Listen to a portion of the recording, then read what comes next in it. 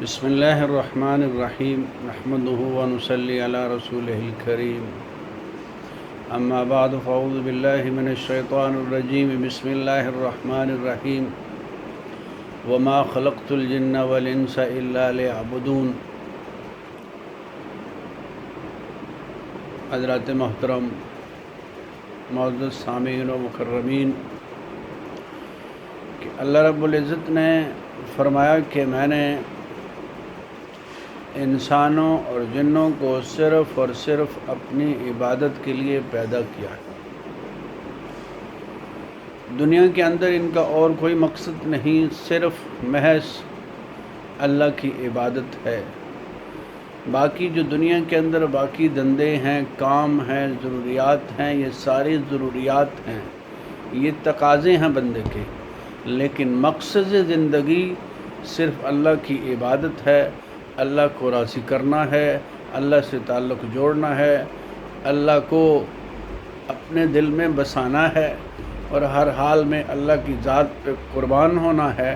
یہ ہماری زندگی کا اصل مقصد ہے۔ باقی ضروریات ہیں، جیسے بندہ ٹائلٹ میں ضرورت کے لیے جاتا ہے، ٹائلٹ میں اس کا مقصد نہیں ہوتا کہ وہ مقصد کو اس کو مقصد بنا کر ٹائلٹ میں بیٹھا رہے۔ جیسے فرمایا الدنیا جیفۃ طالبها کلاب، کہ دنیا مردود ہے، مردار ہے، اور اس کو چاہنے والا کتا ہے۔ اس لیے اللہ نے جو ہمیں پیدا کیا ہے وہ صرف اپنی عبادت کے لیے پیدا کیا ہے، اپنی ذات پہ قربان ہونے کے لیے پیدا کیا ہے۔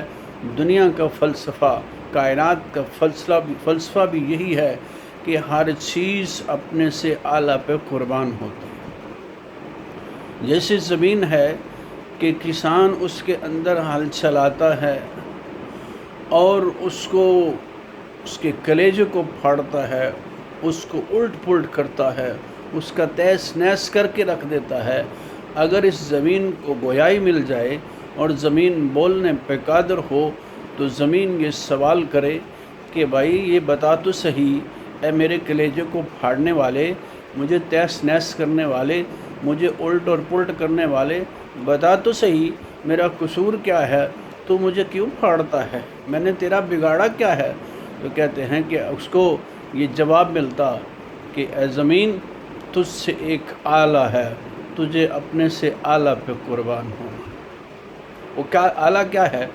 وہ چارہ ہے، وہ اناج ہے جو اس زمین پر اگتا ہے، جس پر محنت ہوتی ہے، اور وہ بھی جب فصل پک کر لہلہاتی ہے، ہری بھری ہو جاتی ہے، دیکھنے والے کو بھاری ہوتی ہے، آنکھوں کو خوبصورت لگ رہی ہوتی ہے، آنکھوں کو تازگی بخش رہی ہوتی ہے، تو اس وقت کسان درانتی لے کے اس کی جڑوں کو کاٹنا شروع کر دیتا ہے۔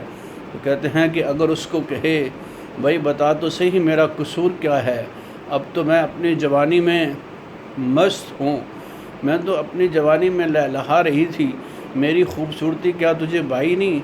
کیا تو جل گیا ہے؟ کیا تجھے اچھا نہیں لگ رہا؟ تو مجھے تو کیوں کاٹ رہا ہے؟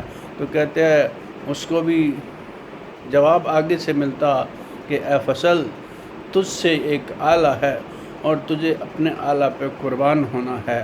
اور وہ مویشی ہیں، جانور ہیں جن پر اس فصل کو قربان کر دیا جاتا ہے۔ اب وہ جانور اس کو کھا کے بڑا ہوتا ہے، جوانی چڑھتا ہے، اور ایک وقت آتا ہے کہ جب وہ بھی اپنی مدت کو پورا کر لیتا ہے، اس کو بھی دنیا میں رہنے کا حق نہیں دیا جاتا، تو اس کو بھی قصاب کے حوالے کر دیا جاتا ہے، اور قصاب اس کے گلے پہ چھری رکھ کے اس کے گلے کو کاٹ کے رکھ دیتا ہے، اس کے چمڑے کو ادھیڑ کے رکھ دیتا ہے، اس کا تکہ بوٹی کر کے رکھ دیتا ہے۔ کہتے ہیں کہ اگر اس کو بھی زبان دے دی جاتی تو وہ زبان حال سے یہ سوال کرتا جانور کہ بتا میرا قصور کیا ہے، کہ تو نے مجھے کیوں کاٹا، تو نے مجھے میری تکہ بوٹی کیوں تو نے میری کھال کو کیوں ادھیڑ کے رکھ دیا، میرا قصور کیا ہے؟ تو کہتا اس سے کہا جاتا، اس کو بھی یہی جواب ملتا تجھ سے ایک آلہ ہے، تجھے اپنے آلہ سے قربان ہونا ہے، آلہ پہ قربان ہونا ہے، اور وہ آلہ کیا ہے؟ وہ حضرت انسان ہے۔ حضرت انسان ہے کہ اے انسان تو اللہ کو ہو جا، ساری مخلوق تیری ہو جائے گی۔ اور یہ اس فلسفے کو سمجھا تھا صحابہ رضوان اللہ علیہم اجمعین نے، جنہوں نے پوری دنیا کے اندر اللہ کے دین کو عام کیا، اور اتنی محنت کی کہ یہی جانور بول کے کہتے ہیں کہ نحن ہا، ہم یہاں ہیں۔ یہ دین کے دشمن، یہ یہود و نصارہ، یہ جھوٹ بولتے ہیں، ہم تمہارے لیے ہیں، تم اللہ کے ہو، ہم تمہارے ہیں، آؤ ہمیں نکالو، ہمیں کاٹ کے کھا جاؤ۔ اور پھر یہاں تک نہیں کہ بلکہ کیا ہے، دریا ان کے لیے راستے چھوڑ دیتے تھے۔ حضرت سعد بن ابی وقاص رضی اللہ تعالیٰ عنہ کہتے جب روم کو فارس کی طرف بڑھے تو فارس والوں نے کشتیاں ہٹا دی تھیں، کشتیاں ہٹائیں تاکہ مسلمان پار نہ آ سکے، لیکن مسلمان کا ڈائریکٹ واسطہ اللہ سے تھا، اس کا تعلق اللہ سے تھا، یہ اللہ کے لیے قربان ہونے والا تھا۔ حضرت سعد نے فرمایا کہ گھبراؤ نہیں، یہ پانی مخلوق ہے اور ہم بھی مخلوق ہیں، ہمارا خالق بھی اللہ ہے، اس کا خالق بھی اللہ ہے، ہم اپنے خالق پہ قربان ہیں، اور یہ ہماری خدمت کے لیے روا دماں ہے۔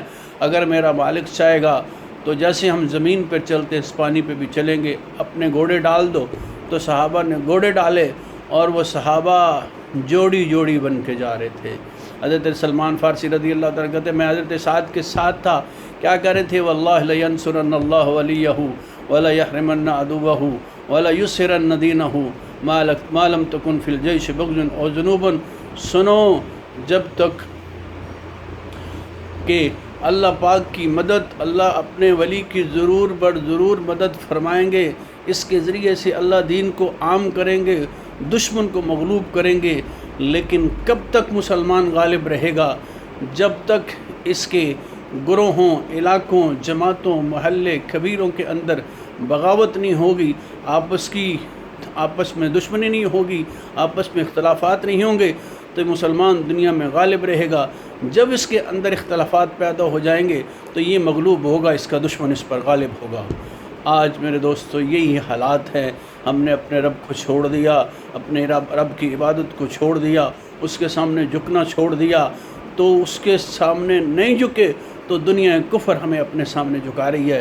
میرے دوستو، اللہ پاک ہمیں ہر حال میں اپنا بندہ بنائے اور اپنے سے تعلق جوڑنے کی توفیق عطا فرمائے، اپنی ذات کا خوف نصیب فرمائے، اور اللہ دنیا بھی ہماری بنا دے اور آخرت بھی بنا دے۔ وآخر دعوانا ان الحمدللہ رب العالمین۔